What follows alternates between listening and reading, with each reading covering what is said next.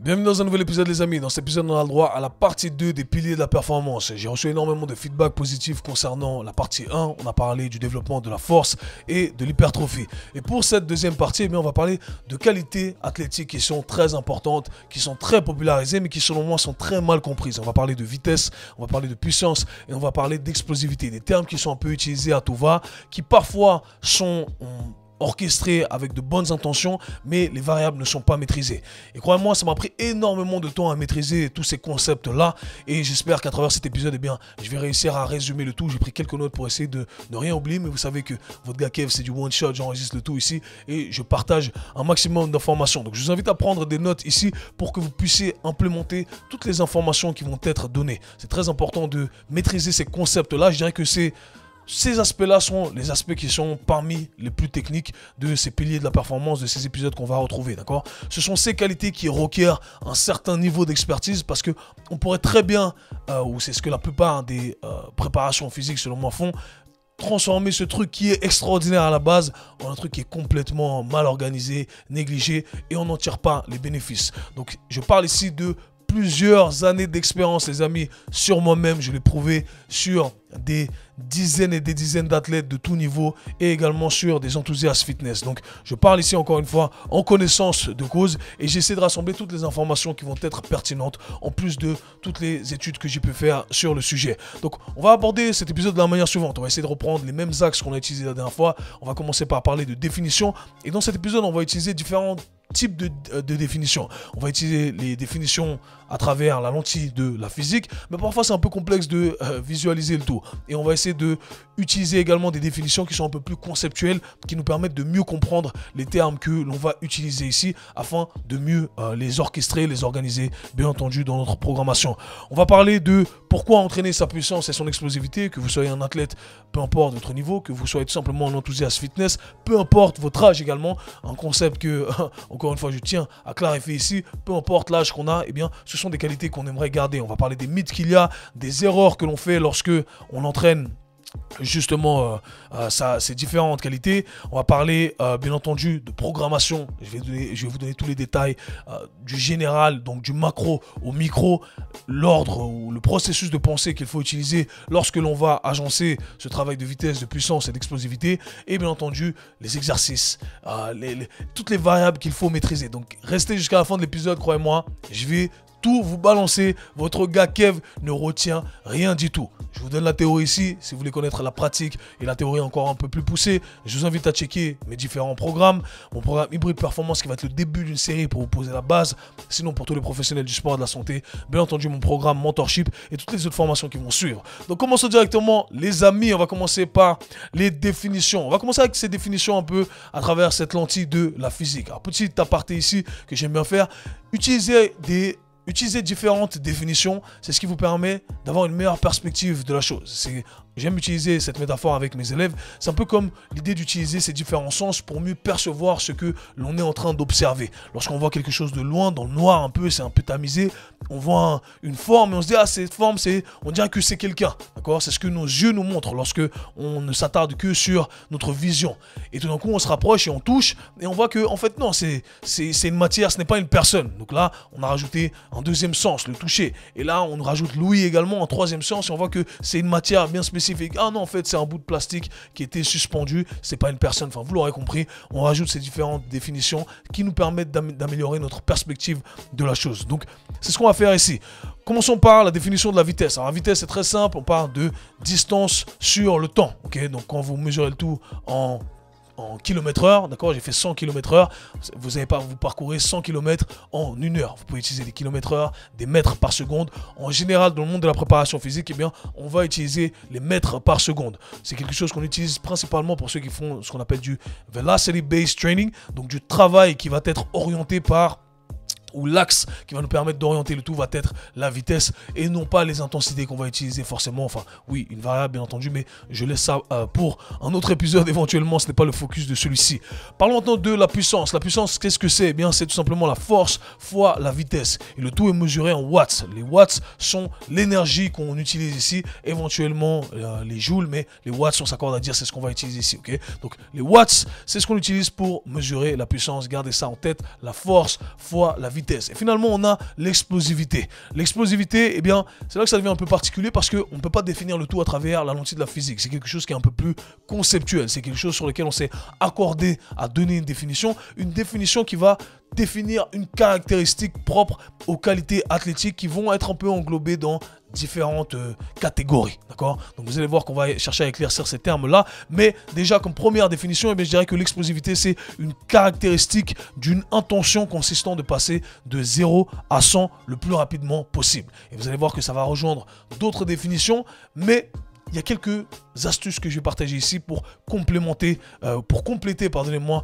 cette définition. Donc on distingue déjà ici deux trucs différents. On distingue la puissance de l'explosivité. Deux termes qui sont souvent utilisés de manière interchangeable. Et même moi, je les utilise parfois de manière interchangeable parce que je ne veux pas à chaque fois m'arrêter et expliquer oui, c'est différent, c'est pas la même chose, je ne veux pas être le gars relou. Mais j'ai déjà fait à travers plusieurs de mes épisodes, si vous écoutez des anciens épisodes, eh bien, il y a une différence à distinguer. Comme je l'ai dit, la puissance, force fois vitesse, mais on ne cherche pas à mettre l'accent sur l'aspect maximal de ces deux caractéristiques-là, d'accord? Alors que lorsqu'on parle d'explosivité, eh bien, il y a plusieurs composantes qui sont clés ici. On parle de force maximale, on parle de vitesse maximale et on parle également de l'aspect 0. J'ai dit de 0 à 100, donc à ce moment où on part avec un départ arrêté. Et c'est ce qui va définir ce caractère explosif des choses, d'accord? Donc ces trois composantes-là, je dirais que ce sont les premières composantes à garder en tête pour distinguer l'explosivité de la puissance. Et pour distinguer encore mieux le tout, eh bien, ce que j'aime bien faire, c'est utiliser cet exemple que j'utilise avec tous mes élèves, avec tous mes athlètes, etc. On prend deux athlètes. On a deux athlètes qui ont une puissance qui est équivalente. Donc on a athlète A et athlète B pour parler de manière concrète ici. Athlète A qui arrive à produire 500 watts, mais qui le fait en une seconde. Et on a athlète B qui arrive à produire également 500 watts, mais qui le fait en une demi-seconde. On a deux athlètes qui arrivent à exprimer le même niveau de puissance et qui est 500 watts, mais un qui le fait plus rapidement que l'autre. Par conséquent, les deux athlètes sont puissants, ont une puissance équivalente, mais un est plus explosif que l'autre. D'accord? Je dirais même que c'est... Voilà, c'est l'avantage qu'on aimerait avoir, même si on arrive à produire moins de watts, légèrement moins de watts, mais qu'on arrive à être beaucoup plus explosif d'un point de vue performance sur le terrain. On aura plus d'avantages à utiliser cette caractéristique-là, cette caractéristique d'explosivité qui va énormément nous servir. J'en parle souvent quand on parle des premiers pas d'accélération, des changements de direction. C'est vraiment ce qui va nous servir ici. Mieux vaut être un peu moins fort et plus explosif que être extrêmement fort et moins explosif. D'accord? Petit aparté encore une fois ici. Je vais faire pas mal d'apartés et pas mal de petites fautes techniques qui vont être volontaires pour que tout le monde puisse comprendre le tout. Mais ça va rester juste et correct à 99 à 99% ici. Maintenant, essayons de ramener des clarifications un peu plus concrètes sur ces différents termes qui sont utilisés. Lorsqu'on parle de vitesse, c'est un peu compliqué. Ok, on a compris, kilomètre-heure, mètre par seconde, mais qu'est-ce qu'on entend concrètement lorsqu'on parle de vitesse? Alors, il faut savoir que, comme mentionné dans la partie 1, la vitesse et tout ce qui va être mentionné, toutes les autres qualités ne sont que des sous-qualités ou des sous-produits de ce qu'on appelle la force.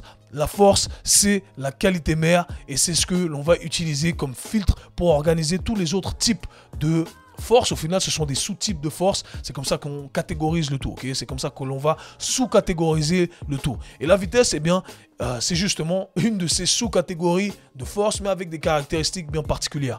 Et dans le monde de la préparation physique, eh bien, on s'accorde à dire, ou moi, de mon école, je viens de l'école soviète, pour ceux qui ne sont pas familiers un peu avec mon système d'entraînement, c'est l'école que j'ai étudiée déjà, j'ai commencé à étudier il y a 10 ans. Et c'est l'école qui fait encore le plus de sens aujourd'hui avec ces nouveaux modèles hybrides qui commencent à faire surface, alors que c'est un truc que je prêche depuis plusieurs années ici. Quoi qu'il en soit, eh bien, dans ce modèle-là, on caractérise la vitesse plutôt comme ce qu'on appellerait une sous-catégorie de force qu'on appelle le speed strength. Donc, la vitesse force, d'accord? On retrouve cette composante de force parce que, hey, la vitesse, ça veut dire quoi? Ça veut simplement dire produire de la force, mais rapidement. On va y revenir dans un instant, ok? Donc, une des sous-catégories de la force, pardonnez-moi, qu'on appelle le speed strength. Donc, concrètement parlant, cela représente simplement une combinaison entre le fait de produire sa force maximale, et je fais référence justement à la partie 1 des piliers de la performance lorsqu'on a parlé de force absolue et de force maximale, et donc on veut produire cette force maximale en le temps le plus court possible. Concrètement parlant, ça veut dire quoi? Ça veut dire qu'on veut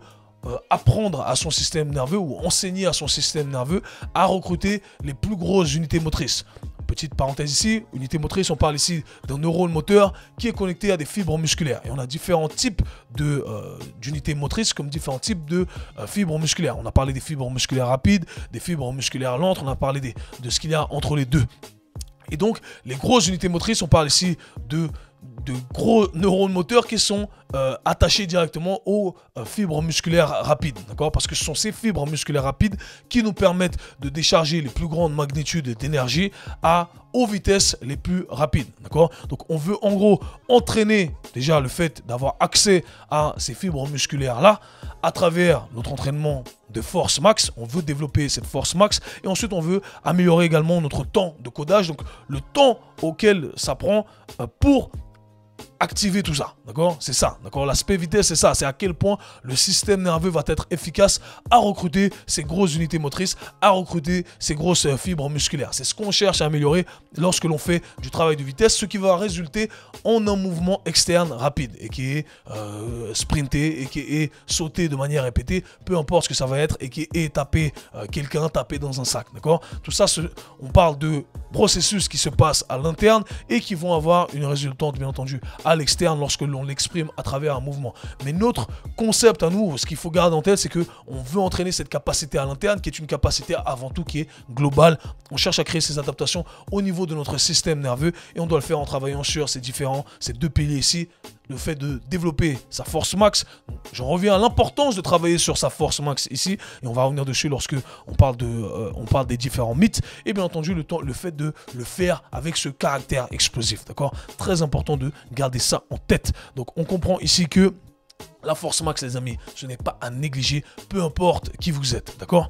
Maintenant, parlons de l'explosivité, ok? L'explosivité, comme je l'ai dit, pourrait être définie comme l'une des sous-catégories de la vitesse force, aka speed strength. Et on a tendance à l'attribuer, encore une fois, à une caractéristique bien précise qui est le fait d'être à zéro. Donc, on va s'attarder sur vraiment l'aspect concentrique des choses. Donc, le fait de contracter ses muscles d'un coup sans avoir au préalable une absorption d'énergie que l'on va chercher à restituer un peu comme un ressort. On parlera de ça dans le prochain pilier de la performance lorsqu'on parlera de la force réactive, un épisode très important également. Donc je vous invite à ne pas le rater. Ne pas rater, ça va être la partie 3 ou la partie 4, je ne me rappelle plus exactement maintenant, d'accord? Mais ici, on s'accorde à se dire que lorsqu'on parle d'explosivité, on parle principalement de ce focus concentrique. Donc le fait que l'on part à 0, on va contracter ses muscles avec une vitesse 0 et on va passer à 100 le plus rapidement possible. Et lorsqu'on parle de départ arrêté, j'inclus également tout ce qui va être avec mouvement de décélération, ce qui veut dire changement de direction, à contraster avec le fait d'aller toujours dans la même direction. D'accord, je saute toujours vers l'avant ou je sprint. Le premier pas, certes, le premier pas va définir ce caractère explosif, mais suite à quoi, eh bien, on a cet effet absorption d'énergie, restitution d'énergie, d'accord, cet effet rebond que j'ai mentionné, qui ne va plus être, ne va pas tomber à 100% dans cette catégorie d'explosivité, bien que ça va être inclus. Donc vous allez voir qu'il y a beaucoup de chevauchements, mais pour organiser le tout, conceptuellement, gardez ça en tête. On parle ici de force concentrique, principalement lorsqu'on cherche à développer son explosivité. Force concentrique, certes, mais en maîtrisant les différentes variables que l'on va mentionner ensuite.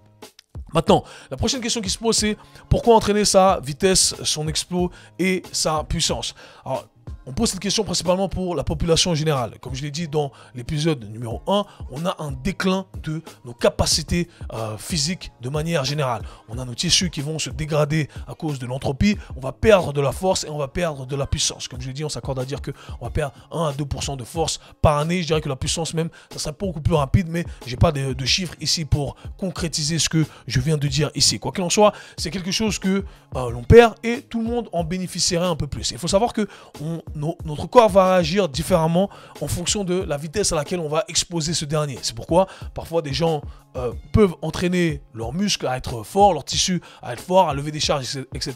Mais lorsqu'ils n'ont jamais entraîné l'aspect vitesse des choses, eh bien, avec une charge très légère, lorsqu'ils se déplacent rapidement, eh bien, bam, ils se blessent.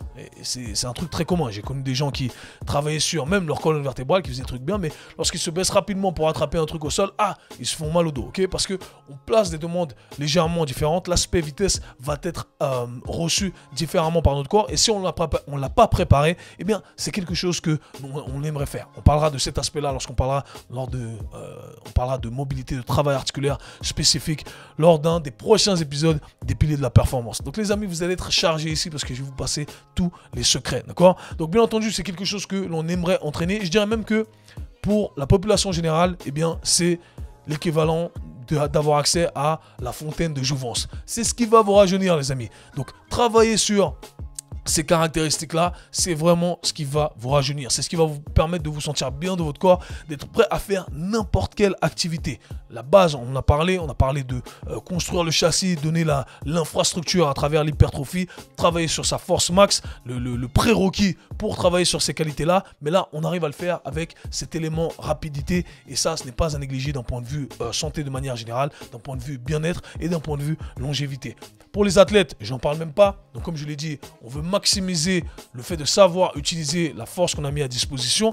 Et au-delà de ça, eh bien, c'est ce qui va prévenir, comme je l'ai dit, les différentes blessures auxquelles on peut être exposé. D'accord? Donc faites bien attention à ces aspects-là. C'est quelque chose que l'on doit maintenir en tout temps. Parlons des différents mythes qui tournent autour du travail de puissance, au travail d'explosivité, de travail de vitesse. Alors le premier mythe qui vient en tête, et vous m'avez déjà entendu aborder ça 1001 fois, et je vais le rajouter encore une fois ici parce que je pense que c'est encore quelque chose qui est dur, principalement dans le monde des sports collectifs, dans le monde des sports de combat, malheureusement.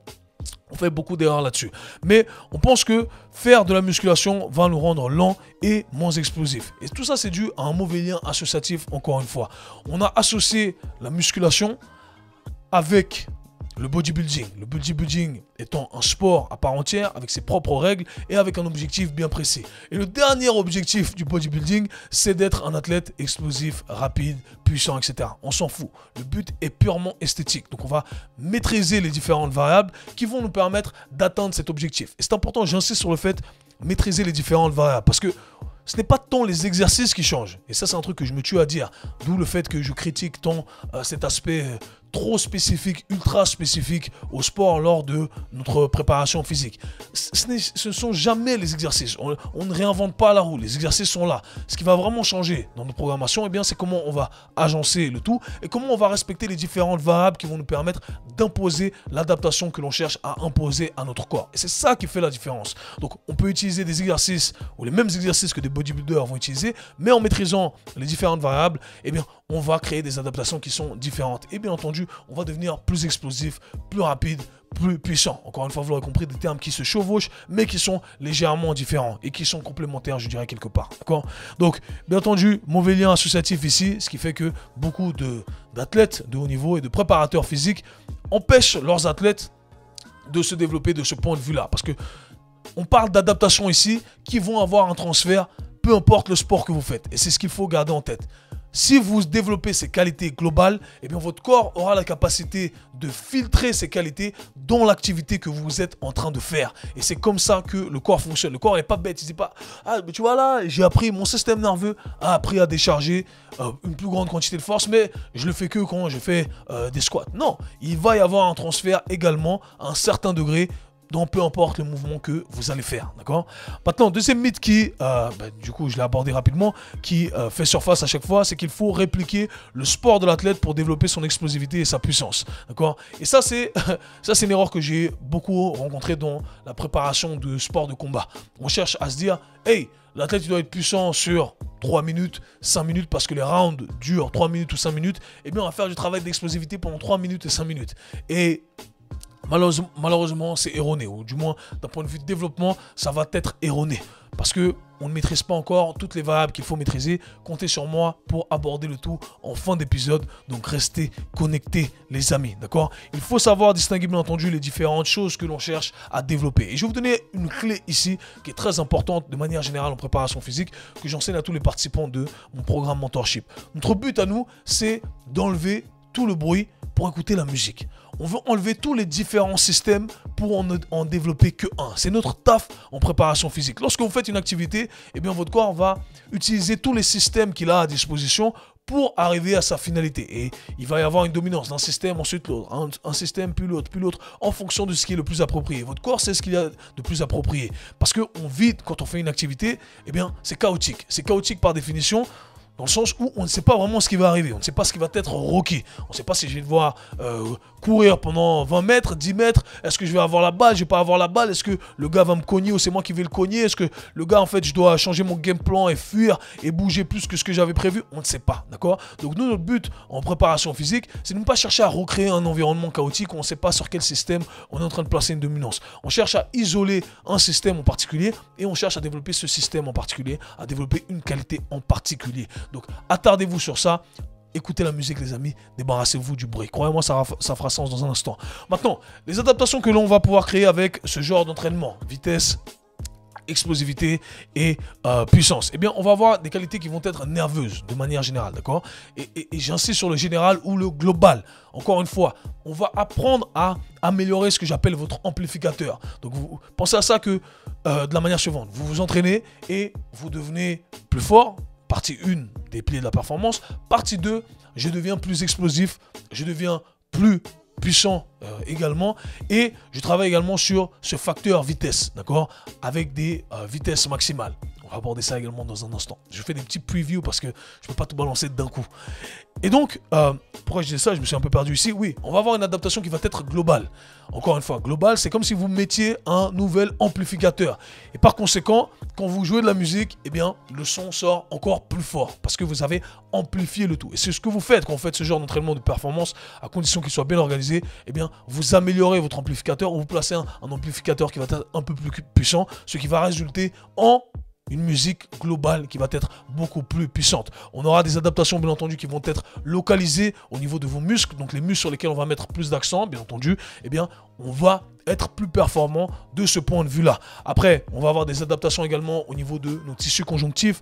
On en parlera également dans les piliers de la performance lorsqu'on parlera du travail articulaire, mais on va avoir des tissus conjonctifs qui vont être plus raides ici, qui vont être capables d'absorber et de restituer de la force également de manière plus adéquate. Donc, vous voyez que on a des bénéfices à le faire sur plusieurs aspects. Il ne faut pas garder ça, il ne faut pas négliger ça, bien entendu, d'accord? Et je parle également un truc important ici, que j'ai failli oublier sur ces adaptations, et je dirais que c'est le travail vraiment important ici, c'est que on va vraiment travailler sur l'efficacité de ces fibres musculaires rapides. Rappelez-vous, on veut développer la force que ces fibres musculaires rapides arrivent à décharger, mais là, on veut leur apprendre à le faire rapidement. On l'a développé partie 1, des piliers de la performance, et là on va le faire rapidement. Et ensuite on va apprendre à faire ça, mais de manière répétée, sous forme de travail d'endurance si on veut, d'accord? Mais encore une fois, en respectant toutes les variables qui sont clés ici. Passons maintenant que j'ai posé le cadre. J'ai posé le cadre, vous avez compris les différentes définitions, les distinctions qu'il y a à faire, ces différentes qualités. Parlons maintenant programmation, parce que je sais que c'est le sujet qui vous intéresse. Alors de manière générale, j'aime bien organiser le tout, encore une fois, conceptuellement dans ma tête pour mieux écrire une programmation de deux façons, ok? Ou à travers deux axes. L'axe développement et l'axe capacité. L'axe développement, c'est-à-dire développer un truc, former, si on veut, le truc en partant de zéro, d'accord? Je vais développer cette nouvelle qualité. Et ensuite, sur l'aspect capacité, je vais apprendre à répéter cette qualité, d'accord? Parce que c'est bien d'être explosif sur un mouvement ou sur une répétition, mais j'ai envie d'apprendre à l'être sur plusieurs répétitions d'affilée, d'accord? Donc ce sont toujours les deux axes que je vais utiliser pour organiser le tout. Dans un premier temps, je vais apprendre à le faire sur une répétition, donc vous l'aurez compris, en une fois, et ensuite, je vais apprendre à développer cette endurance à la puissance, cette endurance à l'explosivité, cette endurance à la vitesse. Donc le facteur endurance n'est pas quelque chose qui est uniquement propre au cardio, au conditionnement, mais également qui peut être inclus dans ce travail de puissance, de vitesse, d'explosivité. Mais ce sont toujours à travers ces deux axes que je vais organiser le tout. Dans un premier temps, c'est comme tout, c'est une simple règle de la progressivité. On doit le faire une fois avant de le rajouter 2 fois, 3 fois, etc. Et on progresse le tout graduellement. Donc il y a plusieurs blocs à faire, bien entendu, avant de vouloir travailler sur sa capacité. Mais si vous gardez ça en tête, ça va énormément vous aider. Maintenant, parlons des concepts clés à garder en tête pour ces différentes qualités. On doit parler, bien entendu, je ne peux pas ne pas parler de la relation force-vitesse, ok? En anglais, on appelle plutôt ça la relation force velocity. La vélocité du coup qui est légèrement différente de la vitesse ici. Pourquoi? Parce que lorsqu'on parle de vélocité, eh bien, on parle de vitesse fois une direction. Donc avec une direction bien précise, d'accord? C'est un petit détail, on va pas s'attarder dessus. Mais en gros, la courbe force-vitesse nous montre une simple relation inverse qu'il y a entre la force et la vitesse, qui nous dit qu'en augmentant une, eh bien, on va diminuer de manière significative l'autre. Très complexe ici, mais pour améliorer la compréhension de ce concept-là, au lieu d'utiliser la relation force-vitesse, eh bien, on aime dans le monde de la préparation physique le superposer à la relation qu'il y a entre la charge et la vitesse. Plus vous utilisez une charge conséquente, plus vous allez donc produire de la force parce que vous êtes forcé de produire plus de force, vous êtes forcé de recruter plus d'unités motrices, plus de fibres musculaires et du coup, plus la barre va bouger lentement ou la barre, ou peu importe, le mouvement va être lent d'un point de vue externe, d'un point de vue mesurable, d'accord? Plus la charge va être légère, moins on va être obligé de produire de la force et plus on va bouger rapidement. Donc on a cette relation inverse ici entre la force et la vitesse. Et du coup ça m'amène à directement parler de puissance. Je l'ai dit, la puissance, eh bien c'est la force fois la vitesse. Et ce qu'il faut comprendre lorsque on parle de puissance, c'est qu'on peut parler de dominance. On peut parler d'une dominance plutôt sur le côté force ou une dominance plutôt sur le côté vitesse. Comme je l'ai dit auparavant, avant on avait deux athlètes. Un athlète qui avait une dominance plus sur la force et l'autre plus sur la vitesse, mais on s'est retrouvé avec le même résultat. D'accord? Donc l'idée c'est de comprendre, les préparateurs physiques sont familiers avec ça, lorsqu'on fait un profil force-vitesse, de comprendre quelle qualité on doit développer plus que l'autre. Et lorsqu'on veut avoir une approche un peu plus générale, ce qu'il faut garder en tête, et on va parler de ça dans un instant, c'est qu'on peut travailler sur tout ce spectre-là. Des spectres où on va avoir une dominance plus sur la force et des spectres où on va avoir une dominance un peu plus sur la vitesse. Alors concrètement parlant, qu'est-ce que ça veut dire lorsque vous utilisez vos exercices? Eh bien c'est que parfois, on veut travailler avec des charges qui vont être plus légères, mais qu'on va bouger intentionnellement le plus rapidement possible, avec cette dominance sur la vitesse, donc on s'oriente plus vers la vitesse maximale, et à l'opposé on va utiliser des charges qui vont être un peu plus conséquentes et on va donc travailler avec une dominance sur la force. On veut couvrir tout ce spectre là, et pour ceux qui sont un peu plus techniques, eh bien on pourra isoler pendant un certain temps une qualité plutôt qu'une autre. Et directement, ça me permet de transitionner à l'aspect spécifique de certains sports.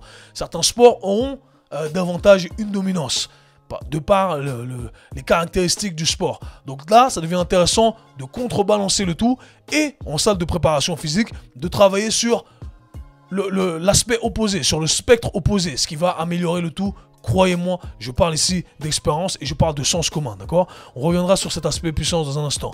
Pour continuer avec les concepts clés, lors de la partie 1 des piliers de la performance, je vous ai parlé de la fatigue et de l'échec. Et je vous ai dit que la fatigue ou l'échec musculaire était l'un des signaux les plus importants pour développer plus de muscles et pour développer sa force, et je vais vous expliquer comment organiser le tout. Eh bien, c'est un peu particulier parce que contrairement au développement de la force, contrairement à cet aspect hypertrophique des choses, eh bien, lorsque l'on fait du travail de vitesse, lorsqu'on fait du travail d'explosivité, de puissance, et les trois ici vont tomber sous ces mêmes règles, eh bien, on ne veut pas accumuler de fatigue. On veut être le plus frais possible. Parce que l'idée, c'est simple, c'est d'apprendre, encore une fois, à décharger sa quantité max d'énergie, son intensité max qu'on a développée en faisant du travail de force max. Et si on est fatigué, eh bien qu'est-ce qu'on fait? On inhibe directement notre capacité à produire notre force max. Deuxième chose, c'est qu'on veut apprendre le système nerveux à envoyer ce signal le plus rapidement possible. Et qu'est-ce qui se passe lorsqu'on est fatigué? On est lent, nos capacités nerveuses diminuent de manière conséquente. Donc vous l'aurez compris, la fatigue est l'ennemi de l'explosivité, de la puissance, de la vitesse. Donc concrètement parlant, qu'est-ce que ça veut dire? Ça veut dire que lorsque vous entraînez ces caractéristiques-là, eh bien vous voulez toujours être le plus frais possible. Une règle d'or que j'aime bien donner, c'est de dire qu'on peut tolérer 10% de baisse lors de l'exécution d'une série. Donc imaginons qu'on parte sur 4-5 sauts, eh bien je donne toujours des rangées moi parce qu'il n'y a pas de nombre exact. Si on part sur un nombre exact justement, c'est l'erreur qu'on ferait selon moi, peu importe qu'on fasse du travail d'hypertrophie ou du travail de puissance, d'explosivité ici, de vitesse. On donne une rangée. Et dans cette rangée, la règle d'or, c'est de dire, dès que je sens qu'il y a une baisse, qui veut être subjective pour ceux qui n'ont pas de moyens de mesurer le tout. Pour ceux qui sont un peu plus techniques, pour les coachs qui ont des plateaux de force, etc., eh bien, on peut mesurer bien entendu le tout. Mais là, encore une fois, on parle à tout le monde. Donc dès que vous sentez que vous avez une baisse de 10%, que le prochain saut, eh bien, ça va être un saut tout simplement où vous faites le saut pour le faire, mais vous n'êtes pas en train de produire vos intensités maximales. Eh bien, ce que vous êtes en train de faire, c'est de porter préjudice à votre entraînement d'explosivité, de vitesse, de puissance. Parce que vous êtes en train de ramener vos fibres musculaires à un point de fatigue. Et le problème des fibres musculaires rapides, c'est qu'elles déchargent une grande quantité de force, elles le font rapidement, mais elles se fatiguent très rapidement également. Et elles prennent énormément de temps à récupérer, à contraster avec les fibres lentes, d'accord, ou dites lentes, qui elles ont une endurance plus conséquente et qui récupèrent beaucoup plus rapidement. Donc si vous vous cramez, en d'autres termes ici, eh bien, vous n'aurez plus la capacité de continuer à entraîner ce que vous vouliez entraîner.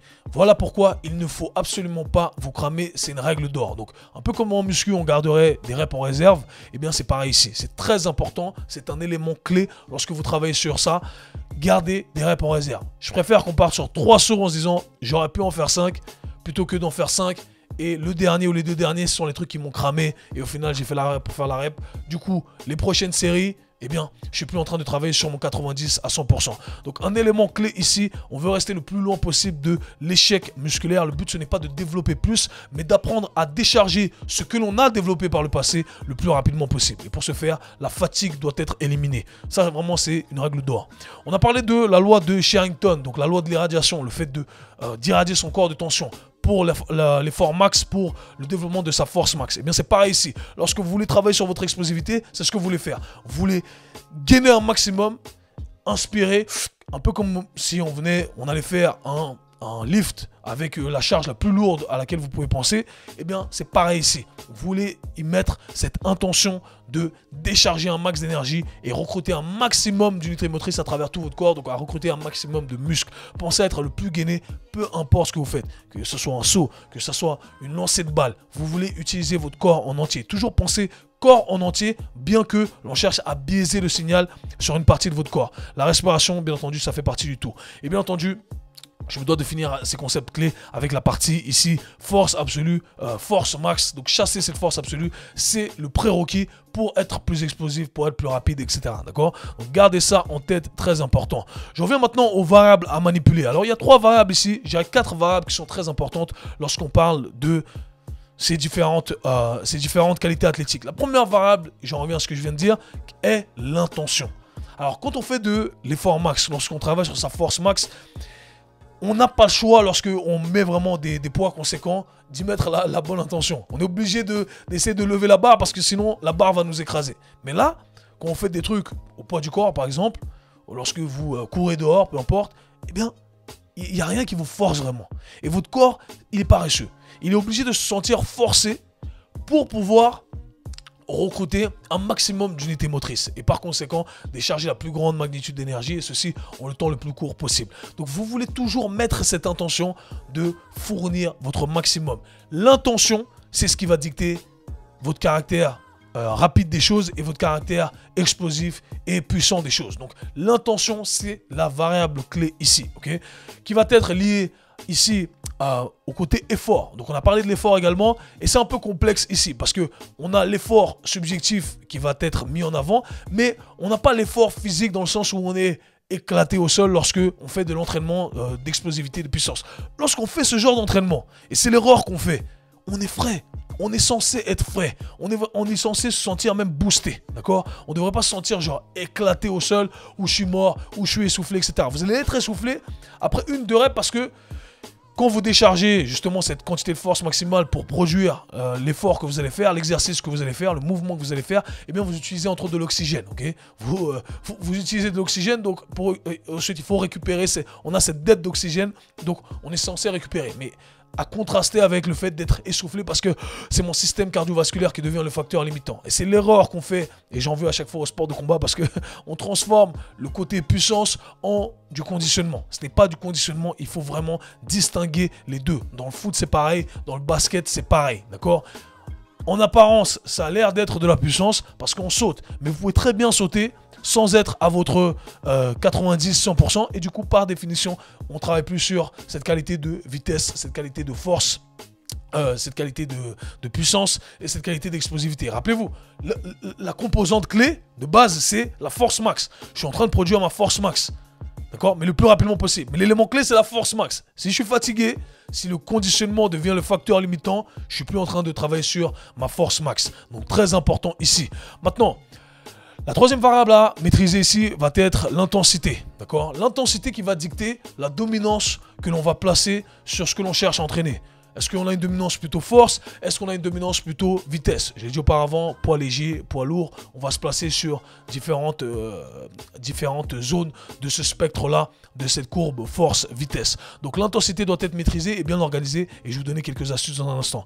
Et finalement, le repos. Le repos entre les séries. Donc intra-série, c'est-à-dire que j'ai fait mes sauts, 3, 4, 5 sauts. Peu importe, le haut du corps, lancer de balle, des pompes sautées, peu importe, eh bien, je dois prendre un temps de repos qui est adéquat. Un temps de repos qui va me permettre de refournir le même effort. Ça va être très subjectif ici. Je dirais qu'on s'accorderait à dire que, hey, 3 à 5 minutes, c'est idéal. Ça va dépendre de comment on va combiner le tout. Moi, avec mes athlètes, en fonction des exercices, j'aime bien rester dans les eaux des 2 à 3 minutes. Je trouve que 2 à 3 minutes, c'est un bon compromis pour quelqu'un qui a un système cardiovasculaire qui est correct. Okay, c'est-à-dire qu'on arrive à récupérer quand même de manière conséquente. Et on n'a pas le système cardiovasculaire de quelqu'un de très sédentaire ou quelqu'un qui fait que du bodybuilding sans jamais entraîner son cardio, sans manque de respect aux bodybuilders. C'est pas encore une fois leur point fort parce que leur sport ne requiert pas ça. Mais voilà, on peut 2 à 3 minutes, je dirais que c'est un sweet spot selon moi. Il y a le côté, encore une fois, on reste pas là assis à rien faire. Donc moi, ce que j'aime bien faire, c'est intégrer des supersets, des giant sets, avec des trucs qui ne vont pas porter préjudice à mon travail ensuite de force, de puissance, d'explosivité, de vitesse, etc. Okay? Maintenant, les variables secondaires à maîtriser. On a parlé du tempo durant le premier épisode. Là, le tempo, on veut bouger le plus rapidement possible. Okay? On ne veut pas contrôler la phase excentrique. On ne veut rien ralentir du tout. Au contraire. Si on venait à faire un truc, on voudrait accélérer la phase excentrique et on veut bouger, bien entendu, le plus rapidement possible. Je dirais même qu'on ne veut pas marquer de pause. Je vois des fois du travail de vitesse, du travail d'explosivité avec des pauses. Si ce n'est le seul moyen ou la seule interprétation derrière, ça serait de caractériser le tout comme du travail d'explosivité. Dans ce cas-là, ok. Je préférerais le faire avec du travail arrêté sans la phase excentrique, personnellement, et je vais vous dire comment. Mais voilà, c'est mon point de vue des choses. Pour moi, aller lentement, descendre lentement, marquer une pause en bas et exploser. Et les gars, j'ai accumulé de la fatigue, etc. Encore une fois, je suis pas en train de respecter les variables qui sont clés ici. Et finalement, la sélection d'exercices. Est-ce que la sélection d'exercices est importante pour le facteur vitesse, explosivité, etc. Alors, c'est là où ça devient particulier. Parce que non, on cherche une adaptation globale, un peu comme la force, d'accord? Je dirais qu'on veut apprendre à biaiser le signal de manière conséquente, c'est-à-dire entre haut du corps et bas du corps. C'est tout, d'accord? Ensuite, quand on pratiquera notre activité physique, qui aura une dominance peut-être bas du corps ou haut du corps, en fonction de l'activité physique, eh bien, on va savoir filtrer ce qu'on a développé en pratiquant notre activité physique. Mais, voilà, haut du corps ou bas du corps, position bilatérale ou unilatérale, le tout peut être cyclé. Et c'est ce que je vous invite à faire, bien entendu, à cycler le tout, amener cette variété au sein de vos exercices. Cool? Donc les exercices ici, c'est pas important. On sélectionne ceux qui nous correspondent à travers les limitations personnelles qu'on a. Parlons maintenant des exercices que j'aime intégrer. Catégorie par catégorie. Première catégorie, l'explosivité. Alors comme je l'ai dit, tout ce qui va être avec départ arrêté, c'est ce qui est intéressant. Personnellement, j'adore les box jumps avec départ arrêté. C'est-à-dire un dead start box jump où je suis assis sur un banc et je vais atterrir sur une box. Et là, vraiment, je vais passer de 0 à 100. Le facteur clé ici, c'est l'erreur que tout le monde fait. Et si vous ne faites pas ça, croyez-moi, déjà, vous êtes dans une autre catégorie. C'est que les gens se mettent en départ arrêté ou assis, je dirais, pas en vrai départ arrêté, mais utilisent quand même un contre-mouvement. Donc, utilise ce mouvement excentrique où on va donner de l'énergie, on va restituer cette énergie. On n'est pas en train de travailler sur ce vrai départ arrêté. Donc l'idée du départ arrêté quand on va faire ces dead start box jump, c'est qu'on veut vraiment se mettre en fin de position, un peu comme quand on va swinger ses bras et jeter ses hanches en arrière. Ok, on jette ce mouvement en arrière et ensuite on remonte. Ben là c'est pareil, mais on veut se mettre déjà en fin d'amplitude de mouvement. Ses bras longs en arrière, ses hanches bien en arrière. Et à partir de là, on inspire de 0 à 100, pam, et on saute et on atterrit sur la boxe. Position bilatérale, j'aime bien la position décalée, j'aime bien les positions à une jambe, les positions de fente. Il y a mille et une façons de le faire et j'aime le faire dans différentes directions. Vers le haut, en visant la distance, sur les côtés, etc. C'est comme ça que je vous invite à organiser le tout. Maintenant, avec de la charge externe, les levées olympiques, pour ceux qui maîtrisent les levées olympiques, c'est extraordinaire pour ça. Les clean, les snatch, ok. Je dirais qu'avec des pas arrêtés, encore une fois, donc soit en partant du sol, soit en partant depuis des blocs. C'est pour ça que c'est plus dur aussi. C'est beaucoup plus dur que d'utiliser par exemple un hang power clean où on va partir d'en haut, on redescend, on stretch ses ischio-jambiers et ensuite, pam, on explose, d'accord? Utiliser ce facteur stretch, c'est ce qui va nous faciliter la tâche ici et c'est ce qu'on aimerait enlever lorsqu'on travaille sur ce caractère explosif des choses, d'accord? On passe de 0 à 100 sans cet élément-là. Maintenant, sinon ça pourrait être n'importe quel autre exercice. Moi, ce que je favorise, ça vont être les squats avec des pas arrêtés, les soulevés de terre. Le soulevé de terre, déjà, c'est un exercice qui, par définition, va donner cette caractéristique-là avec des pas arrêtés. Okay, on passe de 0, pam, à 100 d'un coup. Différentes hauteurs, les rack pulls aussi, on peut utiliser 1001 exercices, encore une fois, tant que vous respectez ces règles-là. Maintenant, lorsqu'on parle de puissance, comment entraîner sa puissance concrètement? Eh bien là, vous choisissez l'exercice que vous voulez. Et ce que je vous invite à faire, c'est d'utiliser des cycles d'intensité. Comme je l'ai dit, c'est ce qu'on va manipuler. On va travailler de ce côté de la courbe où on a une dominance vitesse à l'autre côté où on a une dominance force. Donc comment ça on va procéder? Imaginons que j'utilise un squat, je vais commencer avec une charge qui va représenter mon 30% de mon squat et je vais travailler sur plusieurs répétitions, pam, rapidement, je pose la barre en étant frais encore une fois en respectant toutes les variables que je vous ai données au préalable. Bam, je pose la barre, ça sur plusieurs séries, 30%. Semaine 1, 30%, semaine 2, 40%, semaine 3, 50%. Ce que je ferai, c'est qu'ensuite, je cyclerai le tout sur un autre exercice, par exemple, pour le prochain bloc. Ensuite, le bloc d'après, si je veux, je reviens en squat. Et cette fois-ci, je vais travailler sur cette dominance un peu plus sur le côté spectre intermédiaire, on va dire, entre le force-vitesse et la vitesse-force. Ok, on a fini avec du 50, je peux faire du 50, 60, 70... moi ce que j'aime bien faire c'est personnellement 50, 55, 60, 60, 65, 70, ok. Donc il y a mille et une façons d'organiser le tout ici, parce que là on part de charges modérées, encore une fois, je couvre tout le spectre, et plus tard je peux passer à des charges plus intenses, où là on a vraiment la dominance force, 75, 80, 85. Donc là quand j'arrive vers la dominance force, j'aime bien casser le tout en 5%, dominance vitesse, 10%, ok. Donc voilà comment vous pouvez organiser le tout. Vraiment là, je donne tellement de free game que même moi je suis impressionné de donner tout ça gratuitement les amis. Gratuitement. Donc tout ce que vous devez faire c'est abonnez-vous à mon podcast. Abonnez-vous à ma chaîne YouTube. Abonnez-vous à Instagram. C'est tout ce que je demande. C'est trop de free game ça. Là les gars c'est bientôt 12 ans d'expérience là. Tout ce que je vous donne ici. Ok. Maintenant... bien entendu, ces intensités, le 30%, etc. sont basées sur des 1RM. Donc, utilisez des pourcentages que vous connaissez, des exercices que vous maîtrisez ici. C'est ce qui vous donnera le meilleur retour sur investissement pour ces adaptations globales. Maintenant, lorsqu'on parle de vitesse max, lorsqu'on va se retrouver sur le spectre vraiment, vitesse max, le king de tous les exercices va être le sprint. Okay, on parle de sprint lorsqu'on atteint cette pointe de vitesse, cette vitesse max. On n'a pas d'élément au-dessus de ça. Je dirais que c'est l'exercice qui va caractériser vraiment cette capacité à décharger sa force le plus rapidement possible avec cette dominance de vitesse ici. Donc le sprint, bien entendu, un truc à intégrer, à faire progressivement parce que ça passe quand même des demandes assez conséquentes sur notre corps. Si vous êtes Joe ou Schmo qui être sur le canapé toute la journée, vous écoutez ce podcast, vous allez vous dire je vais faire des sprints de 100 mètres. Il y a pas un truc, il y a des trucs qui vont sauter. L'ischio-jambier, le mollet, le bas du dos. Donc les amis, ne faites pas ça.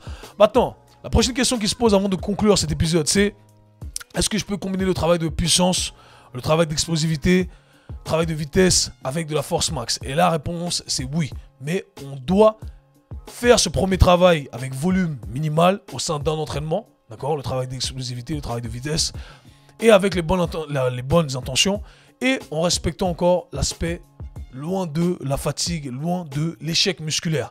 Parce qu'on veut être frais encore une fois pour le travail de force max. C'est ce qui va nous permettre de stimuler le tout et c'est ce que j'aime faire, c'est ce que j'aime intégrer dans mes programmes que j'ai fait avec succès sur moi-même entre autres.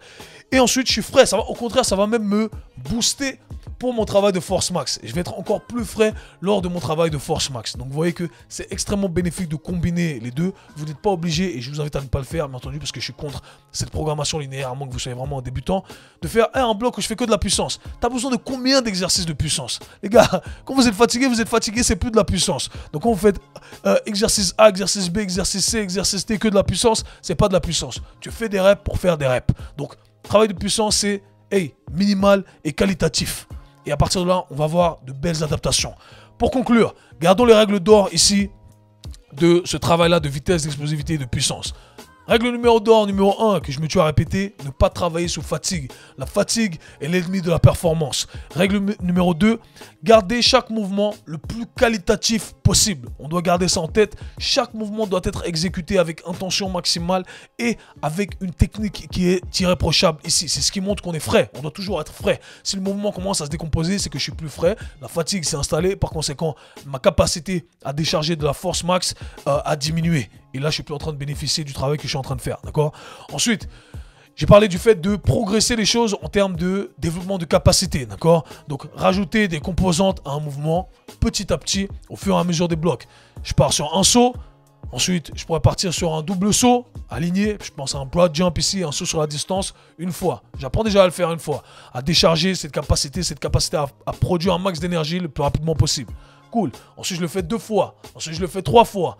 Ensuite, je le fais 4, 5, 6 fois. Bon, vous l'aurez compris, encore une fois, une règle de base. Maintenant, dernière règle d'or ici, que j'ai mentionné également, pour le travail de puissance, cycler les intensités au fur et à mesure des blocs, comme je l'ai dit, en commençant de 30%, en allant jusqu'à votre 85%, le tout de la manière la plus organisée possible. Les amis, c'était trop de free game, c'est trop de free game. Pour ceux qui veulent en apprendre plus, je vous invite à checker les prochains programmes qui vont sortir. Mon programme Train Like Me, bien entendu, programme annuel sur le développement athlétique. Les inscriptions sont fermées, elles ouvriront encore une fois l'année prochaine. Mais sinon, mon programme Hybride Performance, le début de ces piliers, vraiment la base des bases pour ensuite arriver à ce développement de l'athlète le plus complet possible. Les prochains programmes qui vont sortir. Les amis, restez connectés, checkez tout ça, checkez toutes les ressources gratuites. Les liens sont dans la description. Rejoignez ma liste email. Le lien est dans la description. Vous recevez du contenu exclusif, des offres exclusives que je ne mets nulle part ailleurs. Donc les amis, rejoignez ma liste email. Croyez-moi, ne tremblez pas, c'est pour vous. Pour vous. J'espère que cet épisode vous a plu et on se retrouve dans le prochain épisode pour la partie 3 et les autres parties qui vont suivre éventuellement. Nous on se voit /parle très bientôt. Peace.